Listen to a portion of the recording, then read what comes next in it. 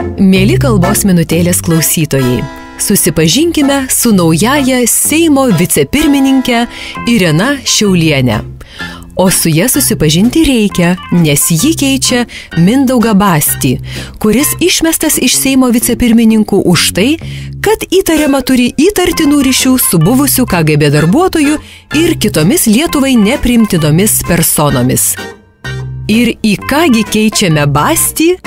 Ogi į ponę, kuri turėjo ryšį su pačiu Lietuvos komunistų partijos vadovu Mykolu Burokevičiumi, kuris, žinot. Tai labiau lygiavertiško keitimo ir nesugalvosi. Kaip gerai, kad pakeitėt tą į šitą. Iš karto Lietuvai ramu. Beje, savo oficialioje anketoje draugė Šiaulienė rašo, kad jos pomėgis anekdotai. Tai paguglinome įvedę paieškon tarybiniai anekdotai ir štai ką radom. Stovi valstietis lauke ir žiūri į tolį. Atvažiuoja pas jį komunistų partijos vadovas ir klausia, kurgi tu valstietį žiūri, taigi žiūriu, kur gyventi būtų gera. Taip, kaip sakoma, gerai, kur mūsų nėra. Tai štai ir žiūriu, kur jūsų nėra.